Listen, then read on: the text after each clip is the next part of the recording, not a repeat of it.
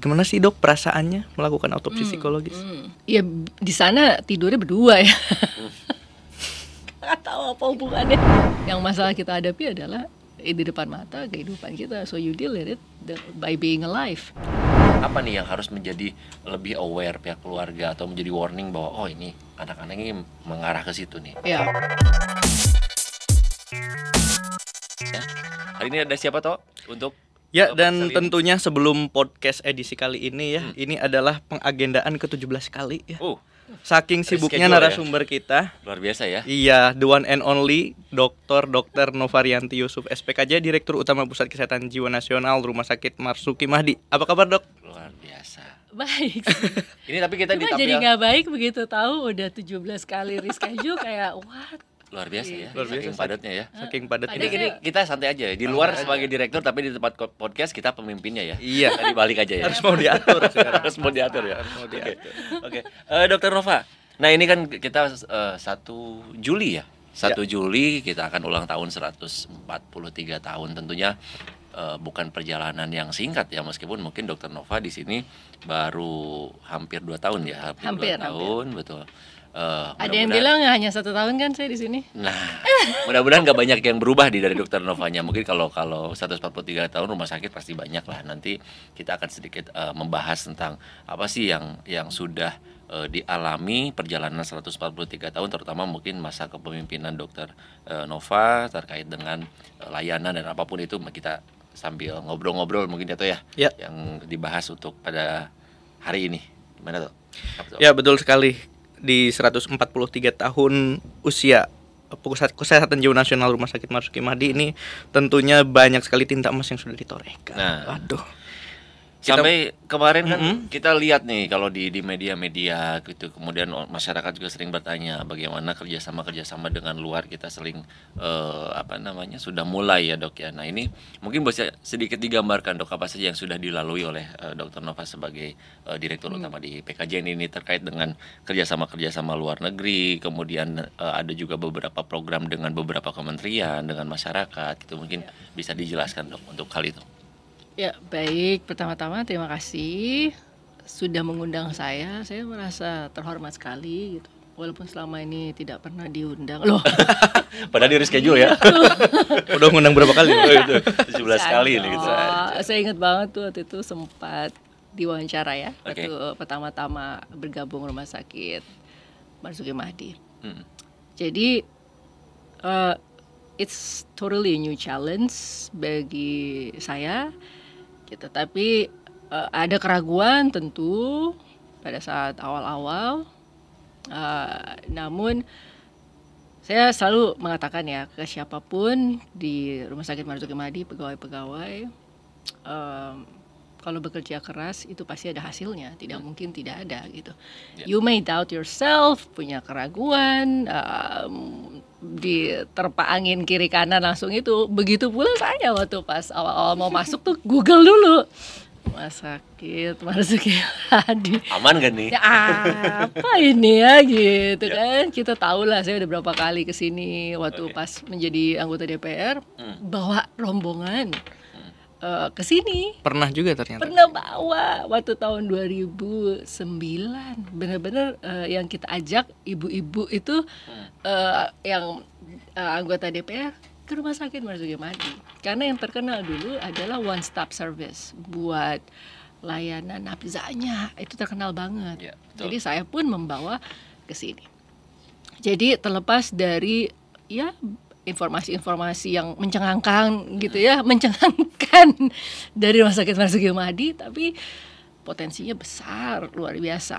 Yang satu tentunya adalah lahan yang luas ya. Kemudian heritage yang ada di sini gitu kan, itu luar biasa. Bahkan saya baca dulu sejarahnya dari seorang dokter Marzuki Mahdi. Gitu. Jadi dengan membaca sejarah saya tahu perjalanan dari Rumah Sakit Marzuki Mahdi.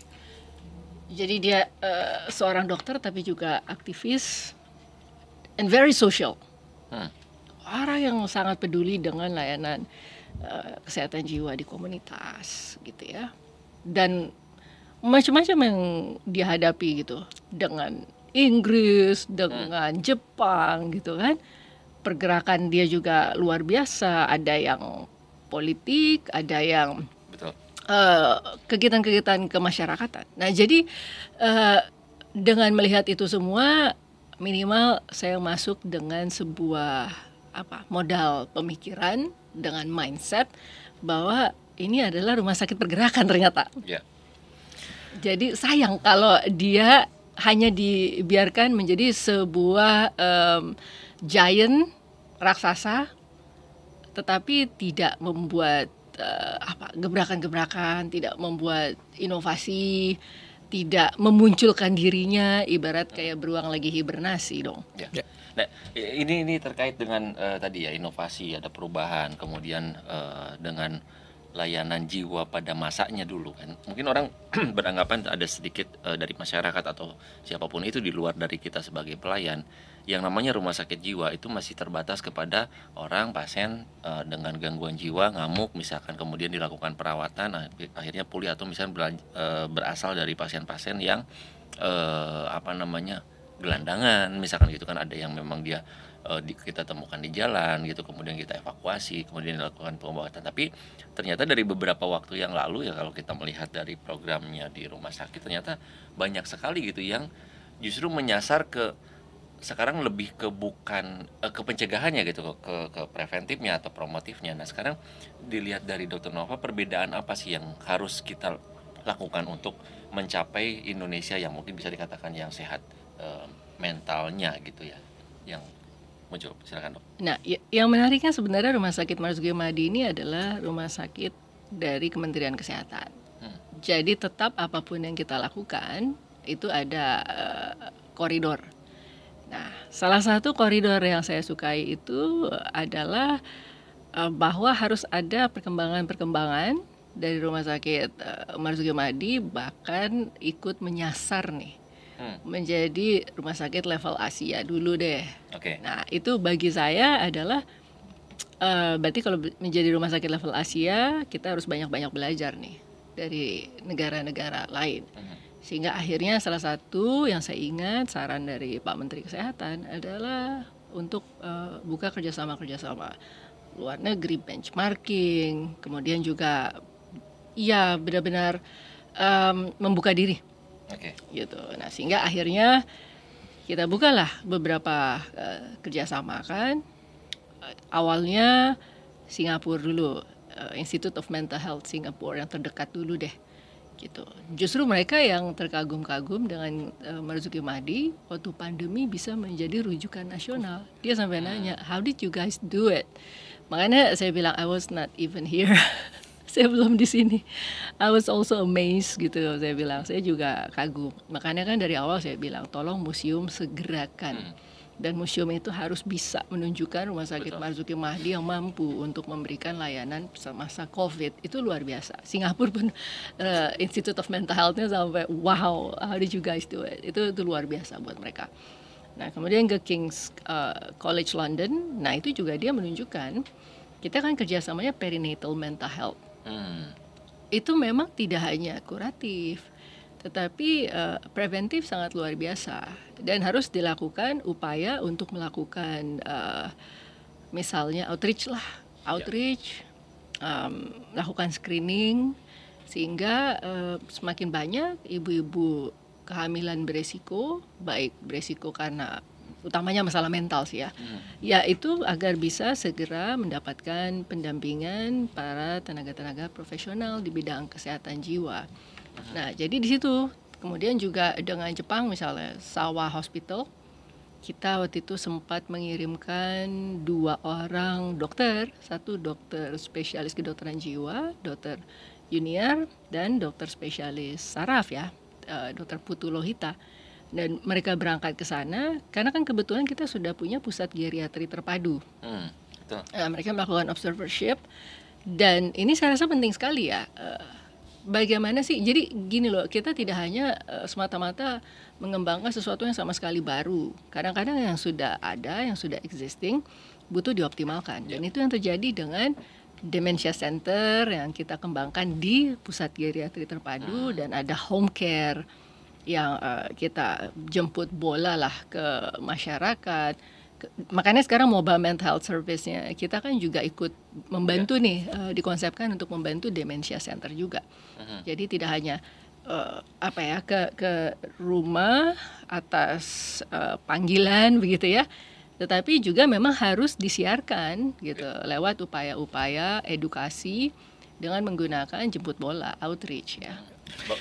Ya, kita kan Dok, seperti yang kita tahu bahwa kerjasama dengan pihak luar negeri banyak sekali, terutama untuk meningkatkan kualitas layanan kita. Tapi kan kita juga adalah rumah sakit yang menjadi pengampu nasional, 269 rumah sakit.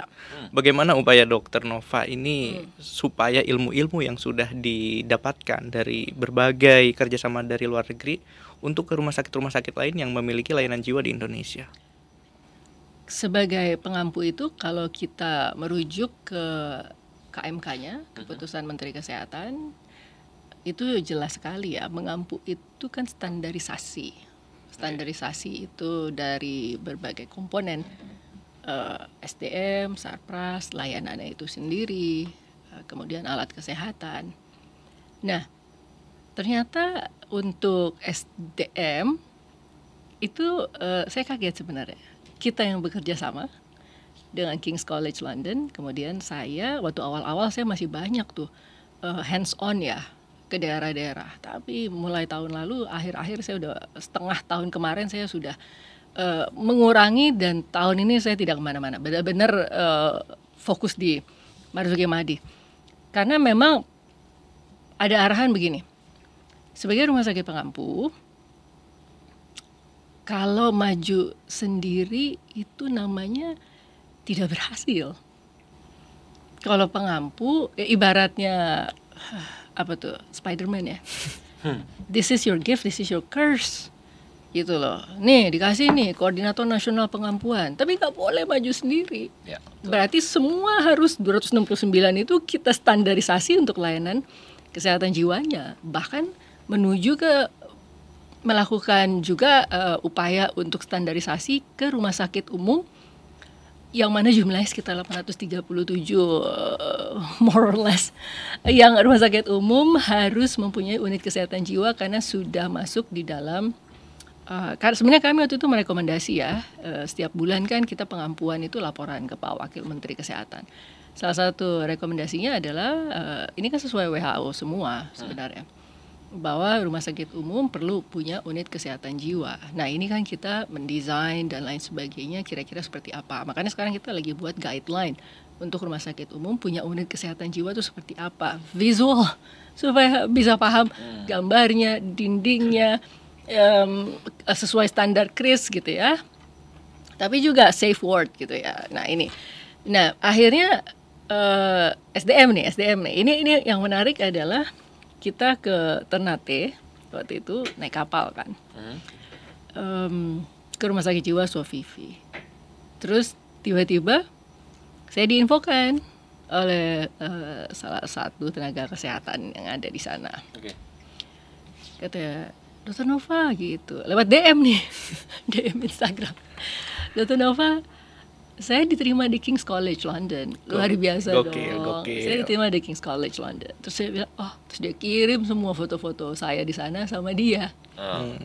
Dan dia bilang salah satu faktor yang paling krusial sih kalau saya baca dari message dia itu adalah kerjasama Rumah Sakit Marzuki Mahdi dengan King's College London. Dan Rumah Sakit Sofifi itu adalah pengampuannya Rumah Sakit Marzuki Mahdi. Jadi saya wow gitu. Jadi dan tentunya dia beasiswa ya dan lain sebagainya.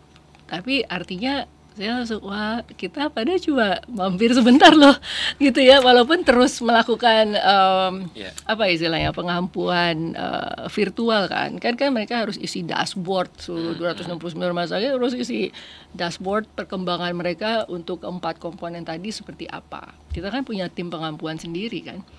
Wah, saya bilang wah senang banget ya kalau ternyata itu saja.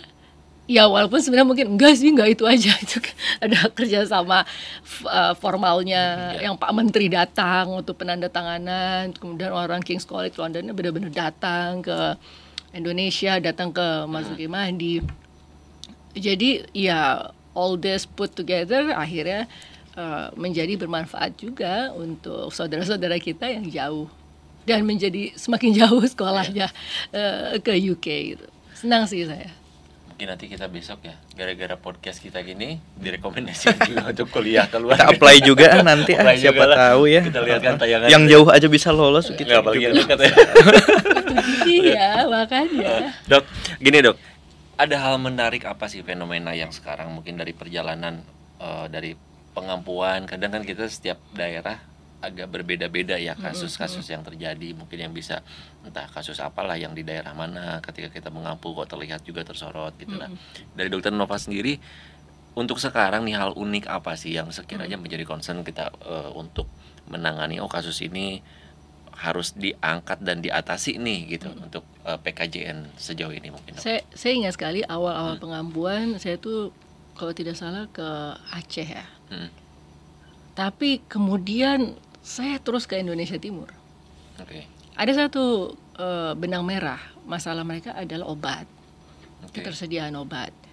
Nah makanya khusus untuk NTT itu kemarin kita memberikan upaya setelah mendapatkan masukan juga dari expert yang ada di lapangan. Kemudian ada juga informasi ke saya, akhirnya kami berhasil untuk memberikan obat-obat untuk injeksi ya, yang long term injection gitu, long acting lah, long acting injection atau LAI. Nah itu ternyata it's not that easy. Kita selalu berpikir bahwa oh ya udah, butuh obat kita kirim. No, it's not that simple. Pertama butuh pelatihan di sana. Kemudian kita harus terus itu. Bu Rahmi deh, Direktur Medik Keperawatan itu yang juga ketua tim pengampuan kami. Masih saya kejar-kejar, Bu Rahmi, tanya Dinkesnya. Udah ini belum roll out belum? Satu roll out.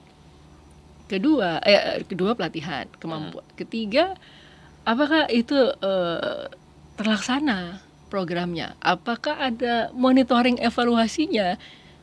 Ada efek sampingnya kah laporannya? Ada apakah efektif kah gitu? Jadi oh my god. Jadi hanya satu tempat tuh itu long story ya. Nah belum lagi Gorontalo. Saya ke sana sebenarnya tanda tangan pengampuan. Ternyata malah Kadinkesnya luar biasa ya. Dan terus punya awareness mental health yang tinggi. Terus dia bilang, Dr. Nova di sini tiba-tiba ada peningkatan kasus bunuh diri.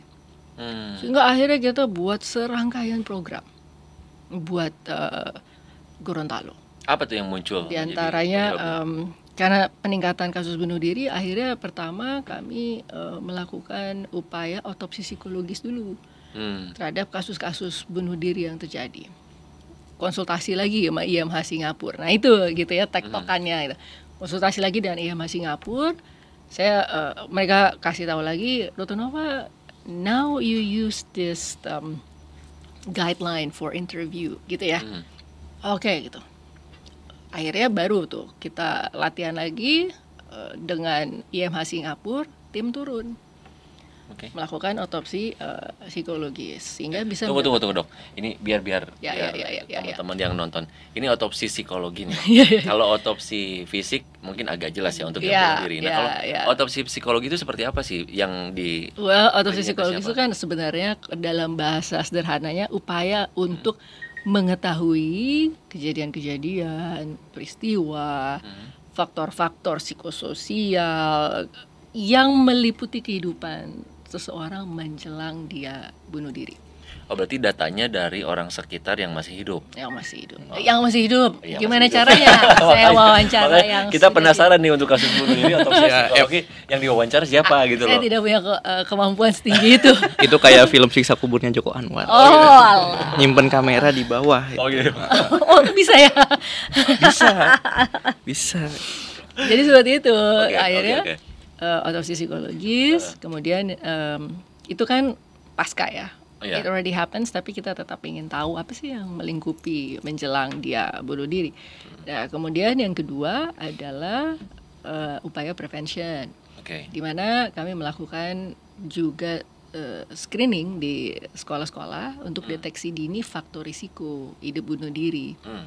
Jadi jangan udah punya ide baru gitu ya, tapi ini lebih ke upaya untuk mengetahui faktor-faktor risikonya gitu. Udah itu kita lakukan di sekolah.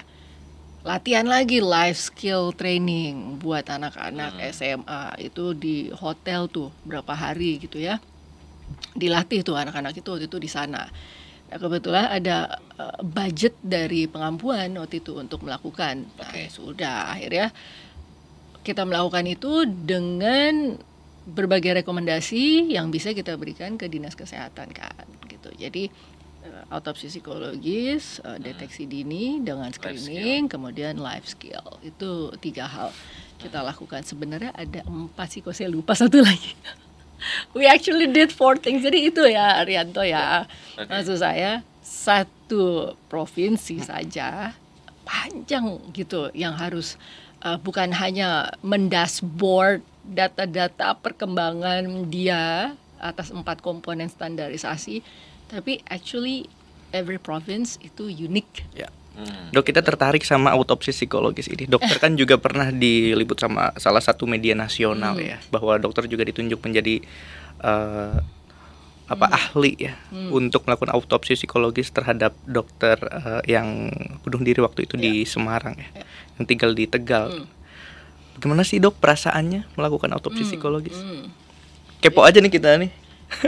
Itu my dark side ternyata ya. It's my dark kan penelitian dokter juga demikian. I don't know why I put myself into this ya. Nah itu dia. Seneng banget. Seneng banget ya urusan ini, gak tahu nih makanya.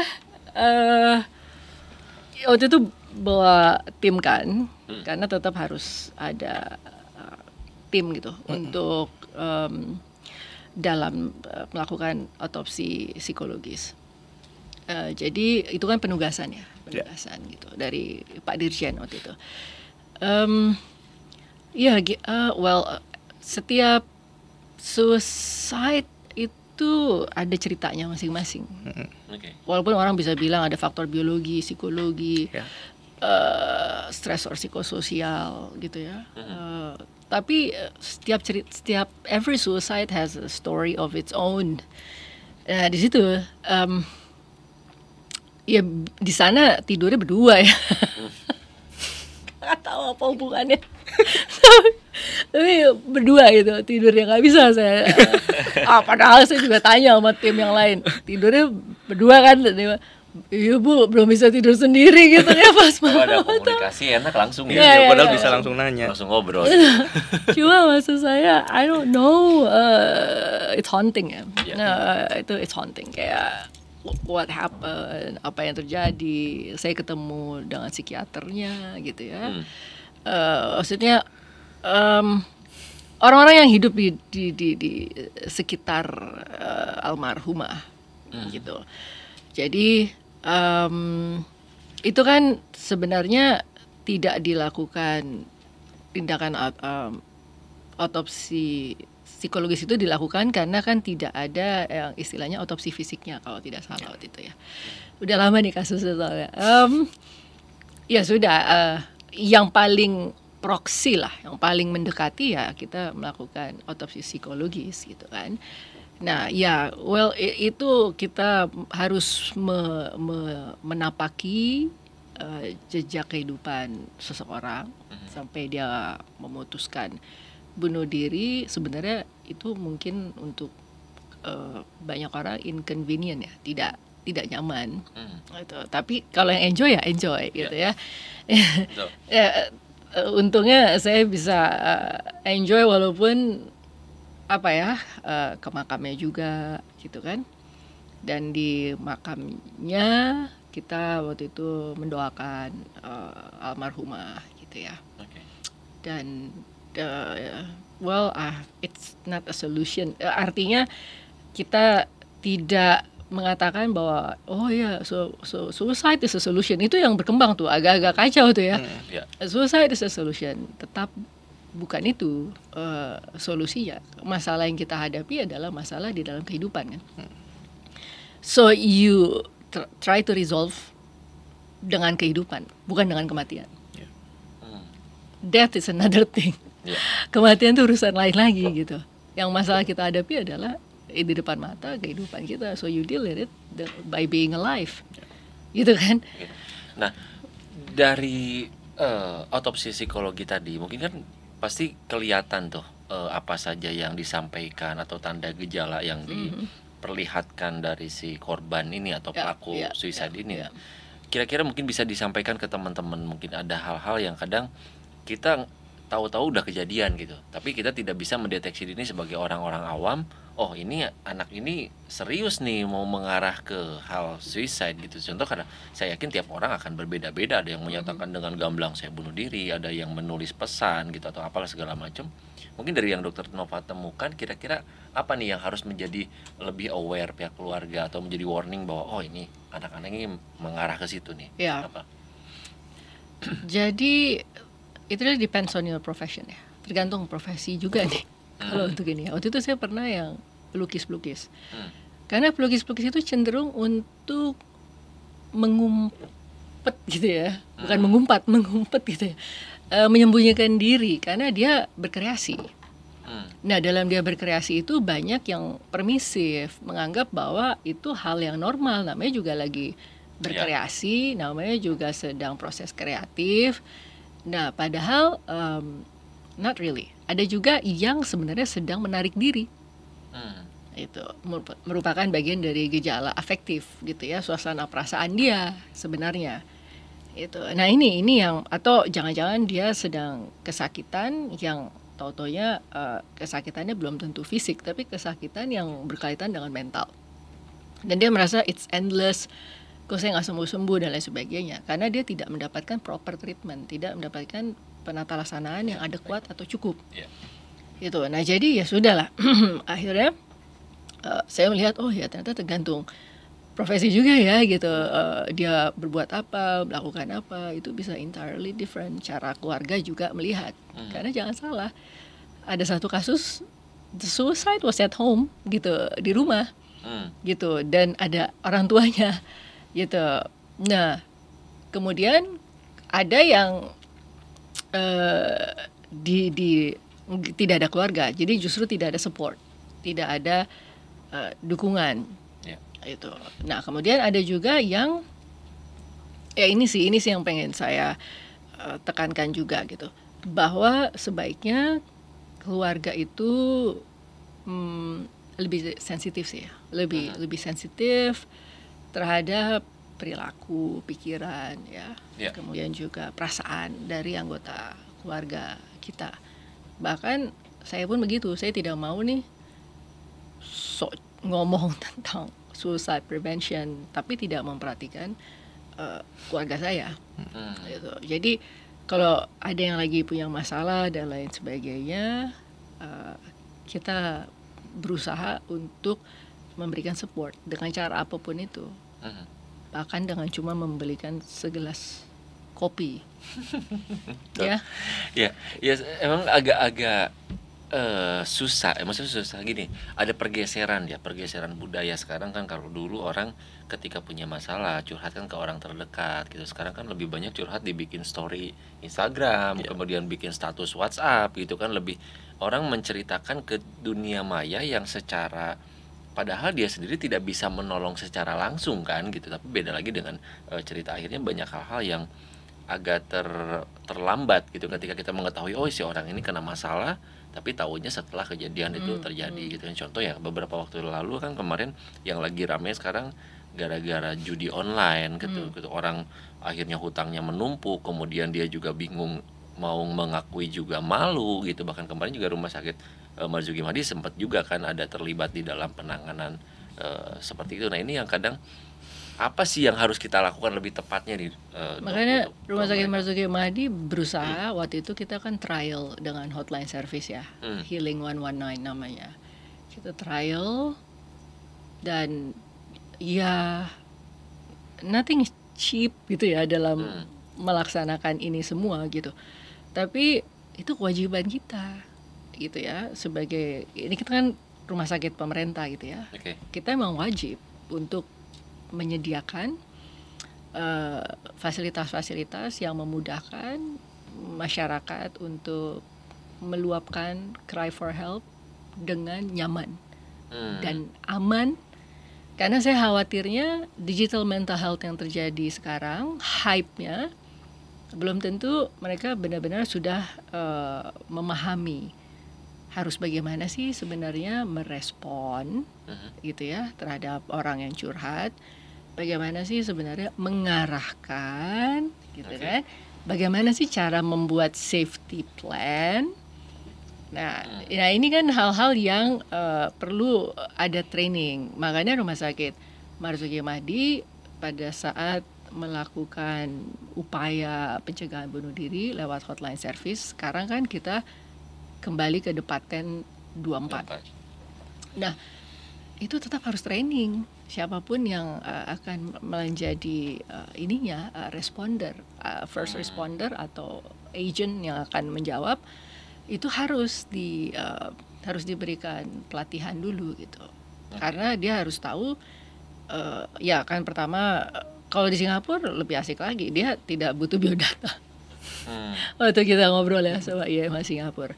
Jadi udah cut to the chase aja gitu, ya apa problemnya gini gitu ya. Langsung aja ya berarti ya. Kalau kita kan harus memberitahu, nih waktu maksimal 30 menit, sedikit brief bio aja, sedikit biar ada gambaran laki atau perempuan, kelompok usia begitu kan. Terus kemudian ya udah dari situ safety plan.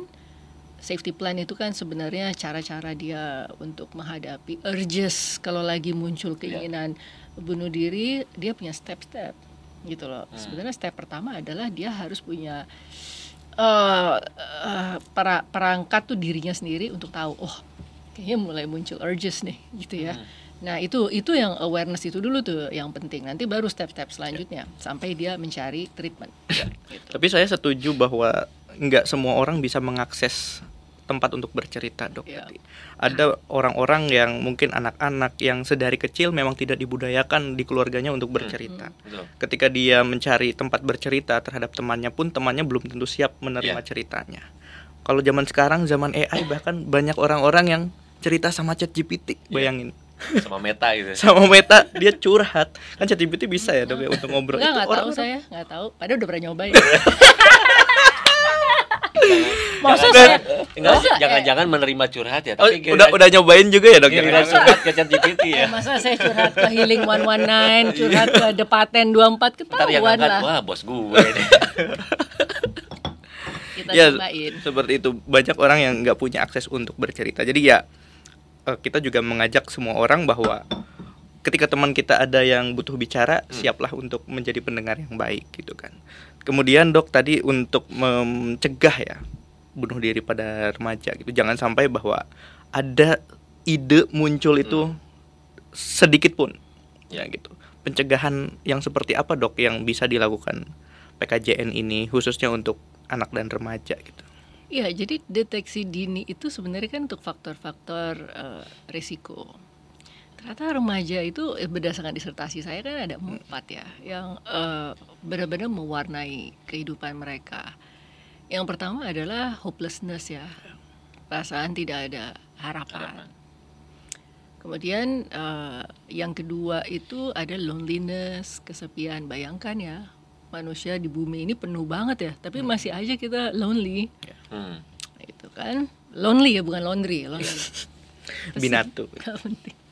Kemudian supaya nggak terlalu tegang kan gitu kan. Ketiga adalah perasaan dia menjadi burdensomeness, menjadi beban bagi keluarga. Apalagi gue tuh pandemi ya, banyak yang merasa gue ngerepotin nih, gadgetnya aja mesti nambah nih bokap nyokap gue. Jadi sekarang PHK juga besar kan. Nah sekarang itu ya faktor ini tentunya akan membuat mereka merasa menjadi beban. Nah kemudian belongingness, keinginan menjadi bagian dari sesuatu yang bermakna atau penting bagi dia gitu. Karena anak-anak sekarang kan agingnya lebih cepat ya. Aging dalam arti bukan penuaan tapi maturasi ya. Kayak lebih cepat matur. Kok aging sih itu gue ya. sorry lupa pola pikirnya ya, melebihi usianya. Iya, lebih usia. Kalau itu aging kan saya ya. Kalau dia jadi malu gitu. Itu kan proses maturasinya gitu. Jadi dan itu salah satunya dampak pandemi loh, membuat seseorang mengalami pematangan yang lebih cepat dari usianya gitu. Kan diantaranya adalah salah satu faktornya karena itu gitu. Makanya dia pengen ini, pengen itu. Sekarang anak-anak banyak banget yang kelas assignment-nya bikin tentang mental health. Bahkan keponakan saya. Terus nggak lewat bapaknya, langsung ke saya gitu. Kayak, aku lagi ada assignment. Terus gue bilang, anak dewasa banget sih kayaknya gitu ya. Terus pas lagi kita suatu ketika cerita ke bapaknya, oh iya kemarin sih ini ngerjain tugas. Serius? Aku nggak bilang sama gue gitu. Jadi at some point kadang-kadang orang tua masih ngerasa ini masih kecil nih anak gitu. Tapi anak sekarang tuh beda gitu, langsungan aja. They don't feel the need gitu untuk izin dulu, tanya dulu ke bapaknya atau apa. Ini dong ngomongin ke tante atau apa. No, they don't do that, langsung aja. Langsung WA dengan cara yang seperti orang dewasa. Aku ini dong mau minta ini gitu dengan bahasa yang polite juga gitu. So ya itulah makanya aku bilang anak-anak sekarang ini ya mental health-nya benar-benar punya awareness yang tinggi. Tapi itu kewajiban kita untuk mengarahkan mereka untuk memahami mental health secara utuh, secara benar gitu ya. Gitu. Itu yang ya anak-anak sekarang juga tidak boleh mendiagnosis dirinya sendiri gitu. Karena kalau saya ketemu remaja biasanya langsung bilang, oh ya saya cemas, bipolar, terus ini dia bilang banyak banget, dia bilang itu tahu dari mana? Emang dokternya bilang gitu? Bilang, enggak, menurut Google. Dari Meta. Iya Meta itu. Wah, jadi diagnosisnya banyak banget gitu ya, padahal bukan secara proper. Tapi secara awareness emang ada penelitian yang bilang bahwa kalau Gen Z itu menurut Gen Z ya bahwa ketika merasa tidak baik-baik saja dan meminta bantuan kepada ahli ya, kepada profesional itu normal ya, dibanding generasi sebelumnya yang lebih berpikir bahwa kalau datang ke profesional kesehatan jiwa itu agak aneh gitu. Untuk awareness-nya sih oke gitu ya, ada peningkatan. Tinggal diarahkan aja, jangan sampai ke ada supaya jangan diagnosisnya langsung 5 gitu. Satu orang diagnosisnya 5 gitu. Iya, kan. Terus menstigma diri habis itu. Itu yang bahaya kan, dia baca-baca gitu, oh ternyata saya itu masuknya ke golongan penyakit ini. Nah, menyikapinya itu yang salah. Self stigmatizing itu tidak boleh ya. Nah, ini terkait dengan remaja tadi, Dok, masih berkaitan dengan ke sekolah. Kira-kira dari Rumah Sakit Marzuki Mahdi pernah melakukan apa sih kegiatan yang untuk mengatasi secara langsung ke mahasiswa atau misalkan ke pelajar? Karena ini kan kelihatan kasusnya ramainya nih dari usia-usia yang relatif masih remaja nih sekarang gitu. Ya. Kita waktu itu ada kerjasama MOU dengan FEMA IPB ya. Dengan jurusan ekologi ya. Ekologi manusia ya. Gitu. Nah, jurusan ekologi manusia kami kerjasama MOU, programnya barcode. Jadi maksudnya kita buat sistemnya tuh barcode lah untuk screening, untuk mendapatkan informasi tentang mental health, tentang how to get help, bagaimana seek treatment. Nah, itu menggunakan barcode karena kita harus menyesuaikan ya dengan generasinya, dengan zamannya juga. Tidak mungkin kita misalnya pen and paper gitu. Ya itu buat mereka pen and paper terus kemana habis ini gitu. Jadi kita berusaha menyesuaikan dengan community yang kita sasar ya. Ya, jadi kalau ke FEMA IPB kan udah juga. Kalau misalnya instrumen gitu Dok, kan kita juga ada yang namanya tim kerja penelitian. Ini peran tim kerja penelitian gitu kan terhadap tadi kan kerjasamanya banyak gitu kan, penelitiannya banyak tadi juga sudah ke Gorontalo dan sebagainya. Ada gak sih Dok instrumen yang bisa dipakai buat banyak orang gitu? Ya, sebenarnya kita kan sekarang di website kita ya lagi kita masukkan nih ya, kita upload gitu ya beberapa instrumen yang sebenarnya sudah ada yang kita kembangkan, ada yang kita validasi, terjemahkan dan validasi. Kan diantaranya seperti dari Manado kita dapat instrumen community mental health ya. Jadi kalau ada sebuah daerah atau rumah sakit mau melakukan penilaian tentang kesiapan komunitas Jadi kita tidak bisa ya hanya bilang, oh kita harus punya community based mental health services, apa aja komponennya, gitu loh. Nah kita punya tuh instrumen untuk membantu kalau ada entah rumah sakit, entah ada daerah, dinas ingin menilai kesiapan community dia dalam memberikan pelayanan kesehatan juga kita punya instrumen itu. Kemudian yang kedua ya instrumen yang dari disertasi saya boleh juga itu bisa dipakai tuh yang deteksi dini faktor risiko ide bunuh diri remaja. Yang ketiga itu life skill, instrumen life skill untuk remaja. Jadi begini, life skill itu kan yang direkomendasi oleh WHO tidak semuanya kan applicable pada satu orang. Satu orang itu bisa butuh misalnya apa? Kemampuan decision making, gitu kan? Kemampuan communication atau kemampuan yang lain lah gitu ya sesuai dengan saran WHO ya tentang life skill. Nah tapi kemudian kita kerjasama dengan FKM UI nih, nah, sehingga akhirnya lahirlah juga sebuah instrumen untuk life skill dari remaja-remaja. Jadi instrumen itu akan menilai sebenarnya seberapa jauh sih atau dia punya skill apa sih gitu loh, skill kehidupan gitu ya. Nah, kemudian dilatih, itu idealnya itu dilatih. Tuh, habis itu harusnya dites lagi, gitu ya. Jadi untuk menilai gitu bahwa oh ya dia ternyata punya komponen-komponen life skill ABC gitu. Jadi itu harusnya bisa di cohort atau diikuti lah kayak begitu ya. Gitu. Tapi ini masih belum lazim. Tapi anyways kita sudah memvalidasi tetap instrumen ini hasil kerjasama dengan FKM UI itu juga ready. Yang terakhir sih yang perilaku adiksi judi online. Nah ini. Ya. Ini di sini ada yang pernah main kan? Setiap Remon masuk top up. Depo. Jangan. Tahu sih. Ini kayaknya familiar. Zeus Lagi rame soalnya. Gimana tuh Dok? Saya sukanya gini apa sih?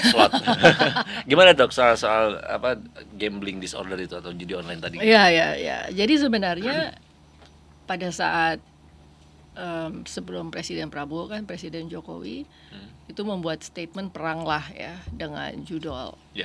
Saya sudah feeling, oke, ini pasti media massa akan menyerang Marzuki Mahdi nih. Makanya saya langsung, udah coba apa saja yang kita sudah lakukan, apa yang harusnya bisa kita lakukan. Artinya diskusi lah dengan expertnya ya, Dokter AI, Dokter Pras gitu ya, konsultan psikiatri adiksi kita gitu. Ya udah kita diskusi dan ternyata memang sudah pernah menangani banyak gitu. Ya udah, jadi akhirnya kita prep diri kita dan lain sebagainya gitu ya. Artinya kita berpikir satu kurang nih kayaknya. Sebenarnya kita butuh instrumen untuk screening yang terkait dengan gambling gitu. Apalagi gamblingnya bukan yang gambling fisik yang ya. Forecast gitu ya. Ada Ya, angka-angka gitu ya. Gitu. Jadi ini yang online nih kayaknya perlu. Akhirnya kita kerjasama dengan Ikatan Alumni Fakultas Kedokteran Universitas Trisakti. Kebetulan ketuanya saya juga ya, dulu lucu banget sih, aduh. Tapi ada banyak anak-anak yang udah pernah di DPR ya. Sekarang ketua alumni apa? Trisakti. Direktur utama. Ini siapa sih sebenarnya? Enggak, jangan ditambahin yang lain-lainnya mah. Penulis juga. CV itu mah. Ya. Tapi saya tidur kok. Walaupun sekarang kelihatan ngantuk. Meskipun di reschedule 17 kali ya. 17 kali. Iya, jadi ya itu. Jadi perilaku judi online itu penting untuk kita pahami lebih mendalam.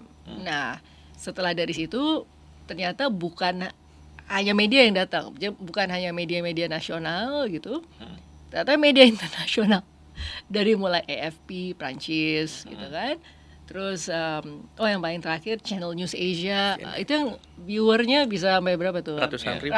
Kayaknya hampir 1 juta ya. Hampir. Dan yang like itu bisa sampai berapa sih kemarin tuh? Pokoknya banyak banget ya. Yang akhirnya membuat kita merasa oh tuh kan kita belum kelar nih, ada yang something we're not done yet. Itu adalah penelitiannya dan ini emang masih ongoing sih. Kayak hari ini aja up di Harian Kompas kan hasil penelitian kita yang terkait dengan perilaku judi online. Bahkan setelah itu kita didatangi oleh Kemenko Pemberdayaan Masyarakat Sehingga akhirnya saya berangkat ke kementerian waktu itu, didampingi oleh teman-teman dari ini mana PKJN RSM, bercanda. Kopi dulu dok, nggak apa-apa. Minum dulu. Menit kesekian jadi sini, 5 menit kemudian jadi ini, apa bingung ya? Teleportasi jangan-jangan. Nah itu dia. Akhirnya ini jiwanya udah di mana? Perlu otopsi psikologi. Belum. Kacau. Boleh nih. Boleh ya. Okay. Jadi akhirnya screening aja, ya. Oke, screening. Jadi teman-teman dari PKJN RSMM menemani saya juga presentasi tuh gitu, bahwa kalau judi online itu kan sebenarnya belum ada skema pembayarannya. Yang ada kan baru IPWL untuk nafza. Untuk judol dan adiksi perilaku non zat lain kan sebenarnya belum ada, kecuali dia datang barengan dengan adiksi nafza misalnya, itu dia masuk tuh skema yang 3 bulan IPWL. Ya, itu pun bukan diagnosa utama berarti kan tadi. Nah kemudian atau dia datang ke poli, dia dengan depresi gitu kan, karena kan faktor-faktor psikososial, stresor psikososialnya kan banyak kan ya, hutang, hubungan dengan keluarga rusak, kemudian juga kehilangan trust di tempat kerja misalnya. Ya udah akhirnya kami mempresentasikan bahwa sepertinya tidak cukup kalau kita nunggu-nunggu regulasi apa yang bisa dilakukan, community harus ready nih gitu kan. Ya kebetulan nih Kemenko Pemberdayaan Masyarakat. Jadi akhirnya dari situ diskusi terus berlanjut, Pak Deputi ditugaskan, Prof Nunung, kemudian 2 Asdep, Pak Gadri dan Ibu Emma. Teruslah akhirnya dari akhir November, 22 November, kemarin sudah soft launching sentra Cipta Mandiri. Tapi itu tidak semata-mata untuk judol, tapi juga mental health secara luas. Kemudian juga ya kalau untuk misi besarnya kan pemberdayaan masyarakat in general, karena tadi kan banyak masalah krisis yang terjadi ya, betul, gitu, ada PHK dan lain sebagainya. So alih-alih kita menjadi kompor dan lain sebagainya, Rumah Sakit Marzuki Mahdi ingin menjadi bagian dari solusi. Tapi tadi berarti si judi online ini, adiksi ini sudah menjadi diagnosa dong, bukan hanya sebagai predisposisi diagnosa utama, tapi ya problemnya yang datang itu kan ada ini ya, apa ya, kalau tidak digali banget jarang orang mau mengaku dia punya adiksi judol gitu. Nah, jadi kemarin itu sekarang gini, gambling disorder berarti kan ada tuh kriteria-kriteria diagnostik untuk gambling disorder, tapi kan gambling disorder it's not necessarily online gitu kan. Nah makanya kita kan harus melakukan pendalaman yang lebih lanjut lagi gitu, termasuk perilakunya dia gitu. Kalau lagi misalnya habis menang lanjut lagi gitu, narik lagi gitu kan, deposit lagi, atau gitu ya. Kamu punya berapa ini kartu gitu, apakah lebih dari 1 kartu kredit atau debit yang disiapkan untuk judi gitu kan. Nah, jadi ada 12 pertanyaan pendalaman untuk mengetahui perilaku. Nah itu yang kita validasi juga gitu. Tapi gitu ya dok, otak manusia tuh kalau misalnya kita dikasih menang yang sedikit nggak puas, lanjut lagi sampai akhirnya bangkrut. Sebenarnya itu prinsipnya kan, sebenarnya manusia itu sebaiknya mindful dalam hal apapun, termasuk dalam menikmati teh saya yang baru saya sadari, teh susu anyep ini saya yang buat saya sendiri. Artinya cuma mindful gitu ya, oke deh gitu, okay, this is good enough gitu. Cuma kan jarang ya, karena segala sesuatu ada di depan mata kita. Betul. Ini udah ada gorengan, misalnya cuma ada tahu, tempe, wah cireng nggak ada nih gitu kan. Langsung ambil gadget, cari ya kan, nggak susah sekarang, apa-apa tinggal one click away aja kok gitu. Jadi ada bukunya Limke itu bagus banget ya. Nah dia nulis tentang dopamination gitu ya. Jadi ya intinya kita ini punya neurotransmitter kan semua, yang namanya dopamin. Nah itu kan disebutnya neurotransmitter of pleasure gitu. Tapi akhir-akhir ini menjadi neurotransmitter of motivation ya. Wah bahaya juga ya kalau pleasure itu ganti baju dengan motivasi itu bahaya juga. Beda loh prinsip pleasure sama motivasi. Gitu. Nah, ini yang terjadi sehingga akhirnya kita nih tenggelam, drowning in our dopamin. Gitu loh. Jadi terlalu banyak akhirnya dia apa yang istilahnya kan baseline ya. Ini baseline akhirnya dia malah debt gitu loh. Malah jadi masuk dalam dopamin debt itu gitu ya. Jadi menarik sih bukunya si Anne Limke ya gitu tentang dopamination. Jadi membuat kita lebih aware dengan bahwa kita ya sudah kita terjebak di dalam ketersediaan atau paradox of plenty kali ya istilahnya ya. Jadi plenty itu kan seharusnya satisfying, but we're never satisfied gitu. Kalau udah banyak kan harusnya puas ya, tapi ini tidak pernah puas kan. Jadi kan paradox of plenty ya, apa sih istilahnya gitu. Nah ini yang akhirnya terjadi ya pada humankind saat ini gitu. Ya betul. Apalagi kalau judi ya, tadi bahas tentang judi online ya. Memang sejarahnya dulu kan yang namanya kasino, perjudian itu kan diciptakan khusus untuk orang-orang kaya yang sebagai hiburan gitu, hiburan orang-orang kaya.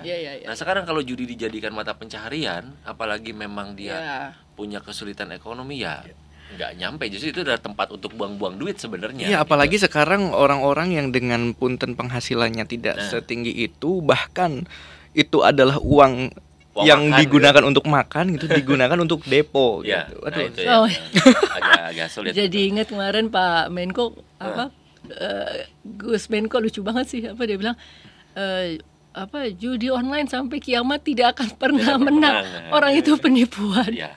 Udah terbukti kok. Udah banyak ya yang ngejelasin gimana cara kerjanya mereka. Nah, itulah banyak kan? Berarti bener, berarti statement keras itu lumayan ya. Jadi kalau mau judi jangan online sebenarnya. Kalau sabung ayam yang beneran, saya masih belum kepikir loh itu sabung ayam online gitu. Mungkin live berarti ya. Live. Gimana Pak ayamnya? Ya, Dok, ini sangat menarik sebenarnya. Saya ingin membahas lagi banyak hal tentang apalagi fenomena judi online, dan ini sangat rame lah sekarang ya, apalagi kasus PHK banyak orang sering banyak kesempatan untuk bermain gadget gitu kan. Kemudian dari gadgetnya juga banyak info-info spam yang masuk ke Instagram, masuk ke WA gitu kan tentang kesempatan untuk judi online saya kira. Tapi entah nih Dokter Nova masih punya waktu banyak nggak kita untuk berdiskusi pas kita banget malah. Tuh kan. Tapi pertanyaan mungkin pamungkas deh. Oke. Tadi kan kita bahas hubungan keluarnya juga. Nah, solusi maksudnya? Iya, banyak inovasi lah keluar kerjasama. Oh iya, keluar kerjasama. Untuk di dalamnya sendiri bagaimana Dok? Apa yang menurut dokter paling membanggakan yang sudah dilakukan di Marzuki Mahdi, utamanya menjelang ke 143 tahun ini? Regenerasi sih. Gitu. Jadi regenerasi itu yang harus terjadi, bukan karena pegawai kita banyak ya. Jadi kita tidak sedang bicara kuantitatif. Tapi bicara opportunity. Bicara bahwa dengan semakin banyak program yang kita kembangkan, semakin banyak inovasi yang kita buat, harapannya adalah ini semua yang akan menjalankan pegawai-pegawai kita. Pegawai-pegawai Rumah Sakit Marzuki Mahdi, saya selalu bilang, saya hanya dikontrak 5 tahun di Rumah Sakit Marzuki Mahdi, so there will be long life kayak Marzuki Mahdi ya, gitu. Nanti setelah saya keluar 5 tahun, nanti next yang akan menjalankan ada lagi gitu. Tapi saya berharap bahwa semua ini sudah terpondasikan, gitu ya. Yang bagus-bagus kerjasama sudah dipondasikan, kerjasamanya sudah bisa diimplementasikan, implementasinya benar-benar SDM-nya juga ready, tapi opportunity-nya juga harus diberikan, gitu loh. Nah kalau gerak di tempat itu aja orangnya itu, waduh, berapa 886 pegawai, kalau gerak di tempat gimana yang lain dapat kesempatan, gitu loh. Ini harus, tapi kalau saya 2 sih. Biasanya senior dan yang junior tuh ya, yang maksudnya yang usianya lebih tua dan usianya lebih muda, dikombin sih biasanya ya, karena saya masih percaya the wisdom and the experience oleh orang-orang yang lebih tua, yang muda, the passion and the curiosity gitu ya, dari yang anak-anak muda, itu kombinasi yang luar biasa gitu loh. Kalau untuk bunuh diri tuh mungkin dosis letal. Kalau ini kombinasi dari ada wisdom, experience, curiosity, passion. Nah, bayangin kalau itu semua digabungkan. Jadi mungkin yang satu lebih banyak bergerak, yang satu lebih banyak berdoa gitu. Jadi seimbang gitu. Ikhtiar, doa, tawakal. Jadi langsung jangan tawakal. Sabar, aja. tawakal, ikhlas. Ini lain lagi nih ya. Kita sudah di penghujung waktu. Belum sih sebenarnya, ini Belum awal sih. sebenarnya. Ya udah. Ya. Dokter berkenan kan Dok nanti kalau kita podcast lagi? Episode. Tapi mudah-mudahan nggak nyampe 18 kan. Iyalah, jangan. Kalau Insyaallah. 16 lah nggak apa-apa. nanti kita bisa biar enak dua-dua lah. Oke. Iya. Tapi kan ini menjelang ulang tahun. Jadi ini episode menjelang ulang tahun. 143. Kalau di Google artinya 143 apa? Apa tuh? I love you. Nah, jadi Rumah Sakit Marzuki Mahdi mengirimkan cinta. Berarti tagline-nya I love you 143. Kok bisa? Itu ternyata slang tahun 90s. Oh, era 90s ya belum gitu. lahir saya. Ya. Slang era 90s. Belum. Serius? Udah dong kalau Ari. Udah. Jadi itu slang era 90s gitu kan. Yang ILY gitu. Nah, jadi 143. Satunya untuk I gitu kan. Iya. 4-nya untuk love. Iya. 3-nya untuk you. Iya. Tapi dokter ini media sosialnya aktif juga ya Dok ya? Maksudnya sering banget ngejawabin. Iya, keluhan saya lebih gitu ya? sering menjawab daripada posting. Enggak, saya Tadi kira curhat toh kalau posting. Iya, itu aja yang komentar keponakan gitu. Jadi membandingkan saya dengan keponakan. Kok kalau ngelihat punya saya sedih ya gitu. Kalau saya langsung dasar gitu lah, kalau ngeliatnya saya sedih ya gitu. Kalau yang satunya kayak full of life, happy. Saya bilang maksudnya gitu. Jadi jarang-jarang gitu ya ada dirut yang mau ngejawabin keluhan pasien sih. Iya. Itu saya jawabin sih. Menjadi sekarang kenapa di Rumah Sakit Marzuki Mahdi banyak aktif di luar ya, salah satunya itu mungkin kedekatan antara orang dalam internalnya dengan masyarakat, jadi aksesnya merasa lebih bebas gitu, mau cerita mau apapun. Iya, karena kita kan bisnis kita adalah layanan. Betul. Gitu ya. Bisnis itu artinya bukan bisnis economic wise ya, tapi core bisnis dari kita kan layanan. Gitu. Jadi saya tidak terbayang kalau ada keluhan atau komplain, tapi selama saya masih bisa, saya pasti upayakan untuk merespon atau minimal meneruskan ke pihak-pihak timker kita yang terkait. Yang paling sering pasti tim Hukmas ya, gitu, tim Humas atau Hukmas gitu. Nah jadi ya I don't know, ya kadang-kadang lelah sih ya kalau semuanya dijawab. Tapi kan kita kan sebagai orang yang providing service, kita kan juga manusia biasa yang juga sakit. Dan tahu rasanya gitu, kalau lagi kebingungan waktu sakit gitu. Jadi kebayang sih gitu, aduh keluarganya bingung, yang sakit bingung gitu ya. Jadi tetap kan itu the basic principle of empathy aja sih gitu ya, hal mendasar dari empati saja gitu. Banyak sih toh. Banyak sih. Ini belum apa-apa toh. Apa ya? 143 baru 43 menit nih kita. Harusnya 143 itu 143 menit podcastnya tuh. Berarti dipasin 43, jangan lebih dong. Udah lebih ya? Udah lebih. Oke, Dokter Nova, jadi apa nih yang kita bisa bahas untuk kali ini? Kayaknya banyak sekali ya keunikan di jiwa, utamanya mungkin hal-hal yang dulu kan stigma terhadap jiwa tuh ya udah itu aja sih. Ternyata ada masalah-masalah yang di dalamnya yang sekarang udah mulai ketemu gitu kan. Kalau dulu kan istilahnya fenomena gunung es, ketika yang di dalamnya itu nggak terlalu kelihatan. Justru sekarang Marzuki Mahdi kalau saya perhatikan memang sudah mulai menyasar ke dalam nih, ke core-nya ini apa sih masalah-masalahnya. Dan ya kita berharap ya meskipun masalah itu tidak akan pernah hilang, selalu ada, tapi paling tidak antisipasi untuk menimbulkan masalah yang jauh lebih besar. Nah inilah peran Marzuki Mahdi dalam hal mental yang tentunya bisa jauh lebih baik lah untuk ke depannya. Dan kita berharap Dokter Nova, amin, meskipun mungkin tadi dibilang kontrak waktunya 5 tahun itu kan hanya bahasa di awal ya, pada nantinya kan bisa aja diperpanjang. Bisa aja. Siapa yang tahu? Siapa yang tahu? Gitu. Ya kita lanjutkan mungkin nanti lain kesempatan. Terima kasih untuk sobat jiwa semuanya. Ya, terima kasih Dr.